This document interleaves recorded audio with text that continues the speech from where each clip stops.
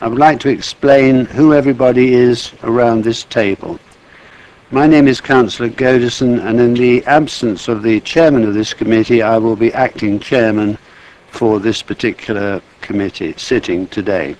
Down the sides of the table, on the left and right, are councillors who sit on this committee and who will be making the decision on the applications this evening. Immediately to my left and right are officers who will be advising the councillors.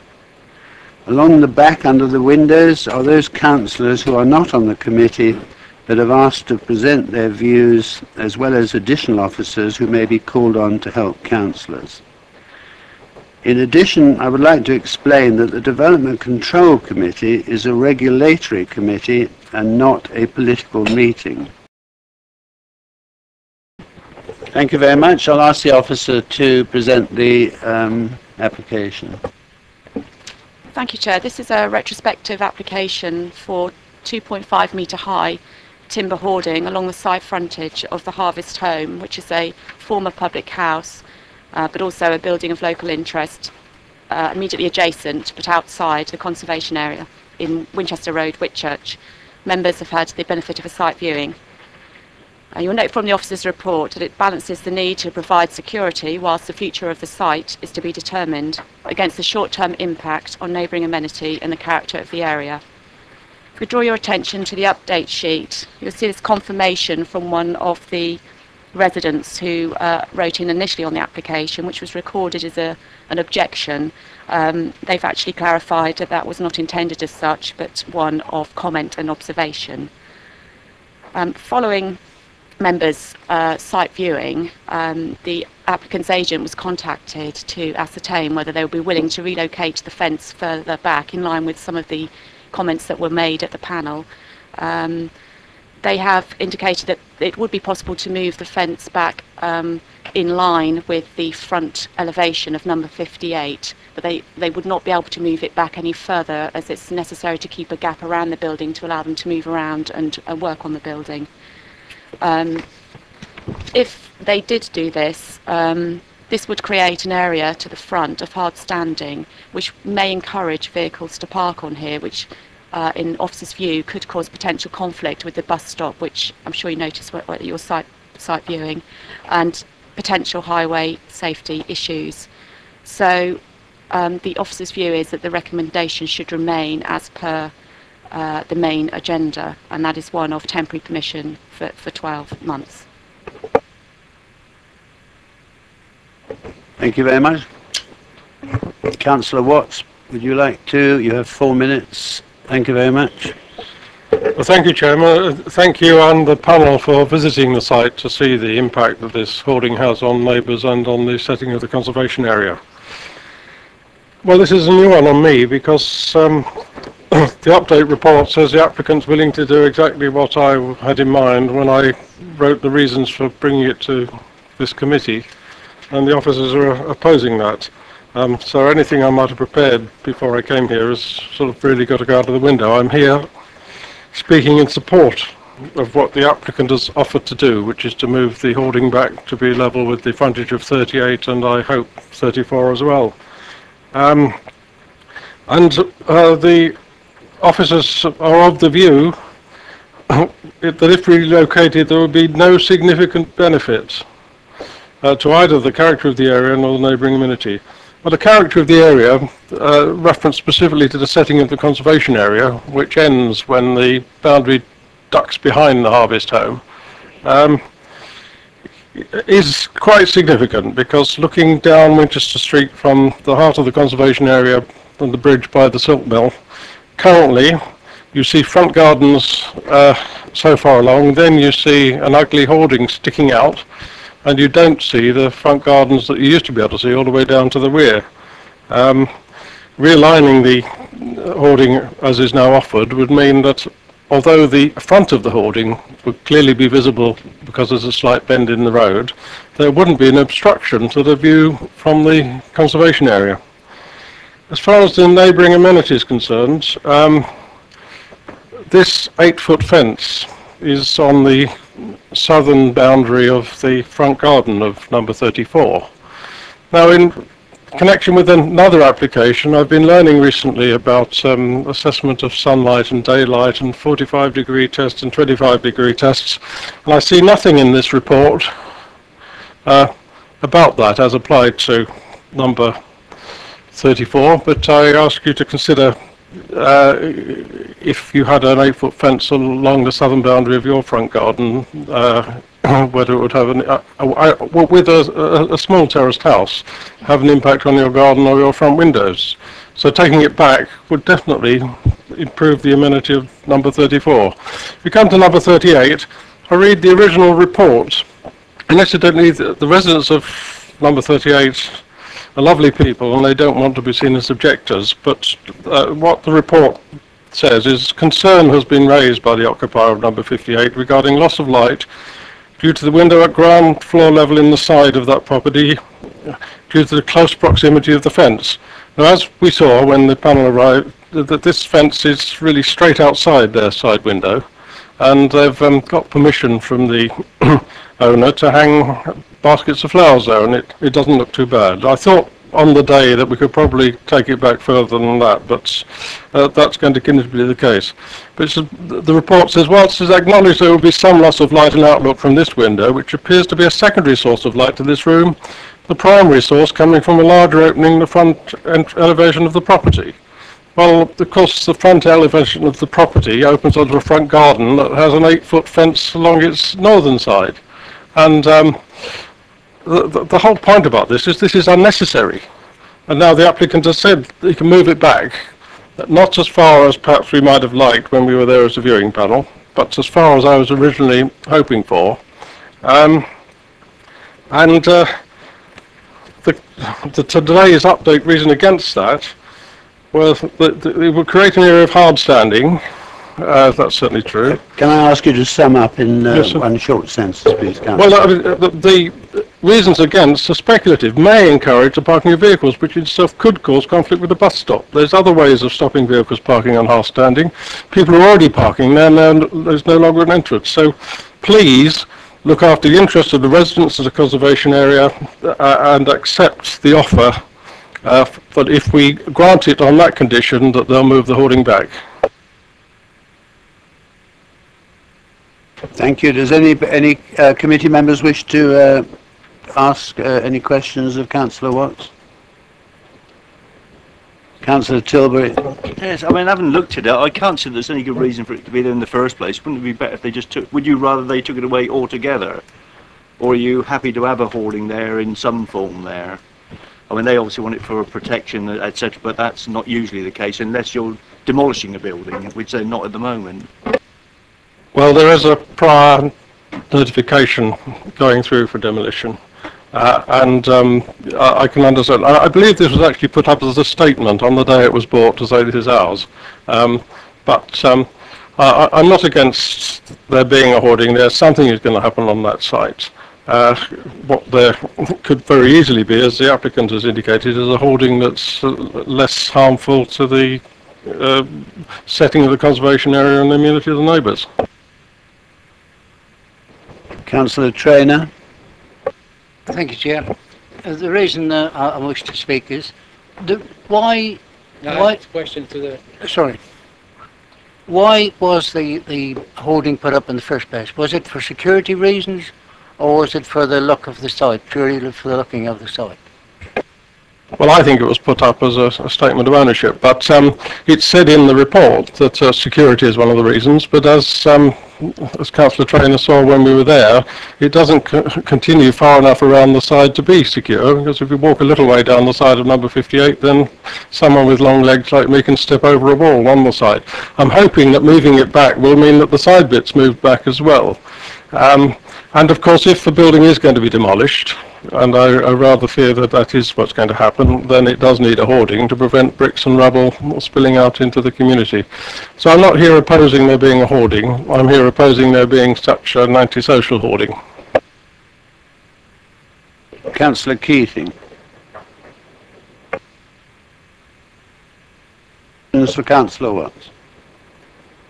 Thank you, Councillor. Want to make any comments at this point? No? we'll open for discussion. Councillor Tucker. Oh, I'm sorry. Sorry, Councillor Tucker. May I take Councillor Keating first, because he did indicate. Thank you. Thank you, Chair. I'm very familiar with this site and this pub. I used to use it. And having lived in Whitchurch, I'm very much aware that the impact of this hoarding on an area which is immediately adjacent to a conservation area, the impact of the hoarding as it currently stands is overwhelmingly bad. It's bad for the area, it looks bad, it is bad, it's coming too far forward in terms of the highway rights and access. And certainly at the viewing it was obvious that it should be moved back. To have it moved back to be in line with the houses would be the ideal solution in my view, because it would then not intrude into the immediate area. It would be a part of the immediate area. I would suggest a condition that it should be painted to blend in,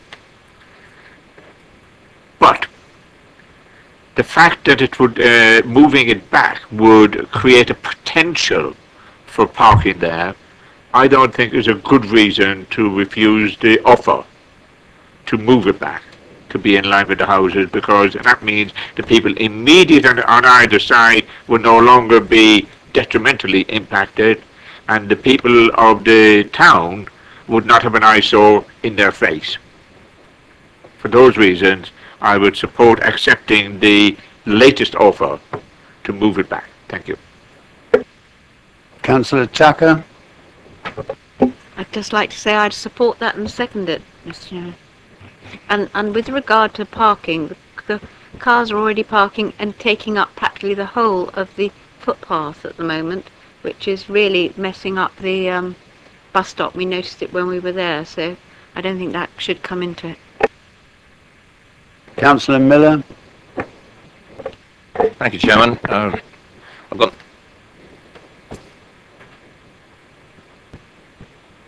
got nothing more to add really to what's been said. I'll be a little bit more forceful about this parking business. This is where highways come into play when these planning applications come before us.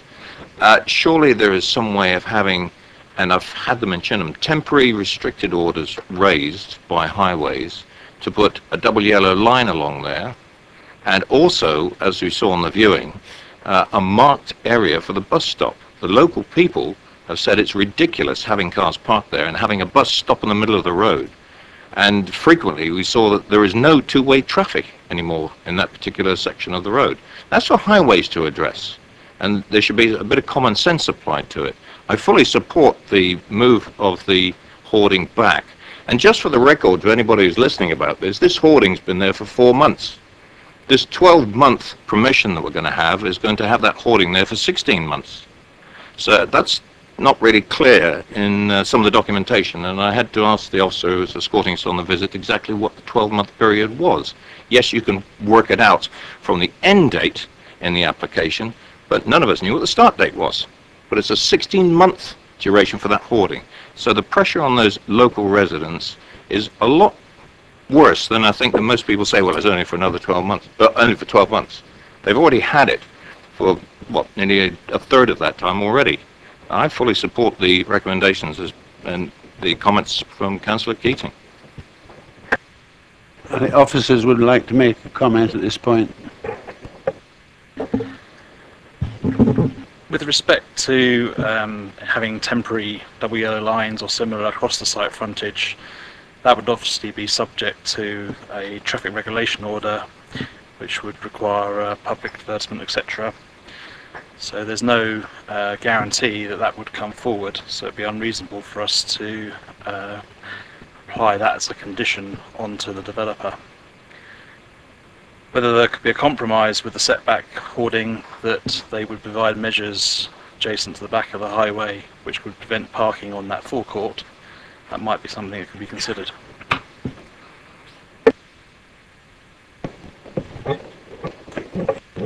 Sorry. Another comment from an officer, thank you. Yeah, sorry, it's just to explain the process if members were minded to go with the later proposed amendment to set back in line with number 58. The recommendation or resolution that you may take would be to secure those amended plans. We would have to carry out a further consultation period with adjoining residents because there has been a change to the proposal, and following the expiry of that period and on the basis that no new additional comments were received that haven't been addressed already, then permission would be granted. With, as you'll see on page 3 of the update, I've suggested a varied condition, which is just to make reference to whatever plan number that would be, so it would secure that later plan.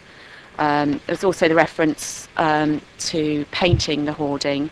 You see condition 3 on page 16 of the main paper already would require the hoarding to be maintained in a safe, secure manner and free from graffiti, and we could add into that condition a requirement for it to be painted as well. Councillor Miller. Thank you, Chairman. I'd just like to come back to the highways officer on a comment that he made, and probably I started the rot actually, when I mentioned double yellow lines. There is another way of having temporary no parking presentation in a particular area of road, and I think it's done by cones that say no parking. They can be temporary. There doesn't need to be any painting of lines. Yes, I know the temporary, these TROs that have to be brought up, but this isn't a condition that I heard mentioned onto the applicant. This is a condition on the borough and the county, and it's something I think we need to take into consideration, bearing in mind the local community. We keep saying, well, we'll put on the applicant. No, and in this case, it's, you know, it's my feeling, and I think we got a general, I heard other comments from other people on the, other councillors on the viewing panel, that something should be done. You know, if you argue that it could be used as a parking area, then stop them. And this is an ongoing issue, but that's my point, Chairman. Thank you. Councillor Round, please. Thank you, Chair. We've touched on a method that could be conditioned to prevent vehicles parking there, and I wonder, can we ask the officers, is that a possibility? So we're getting the compromises, we're moving it back, we accept that the developer needs to keep his site secure. He has to keep it secure not just from people thieving things from the site, but to stop people parking on it and moving in on it and all of those things. So they need to keep they have a responsibility to keep their site secure and safe. So the only issue is this parking on the front, and can we condition some form of highways acceptable posts or whatever? And we'll ask the officers to respond to that. Thank you. Yeah, I think it's perfectly reasonable in terms of the requirements of the circular on conditions to ask for some means of bollards or something like that to be placed within that. So we could have a condition for details to be secured of some method for those to be submitted to us for approval in accordance with the highway officer. Anybody else wish to make any comment at this point?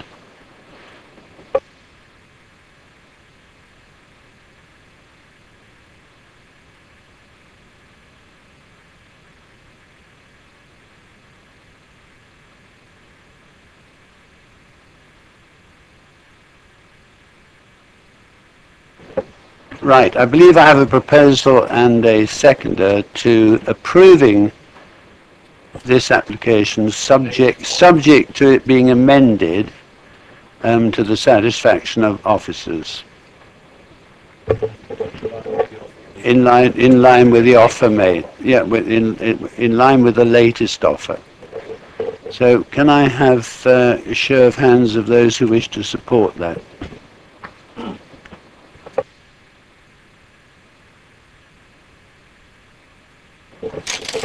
Thank you very much. You wish to comment? Oh. Officers will comment on that. Just to confirm, the application is approved subject to the receipt of amended plans in line with the latest proposal, subject to the conditions set out in the main paper with amendment to condition 2, which is outlined in the update page, Also amendment to condition 3 to include painting, the colour to be agreed, and also the additional condition regarding the parking bollards. Thank you very much.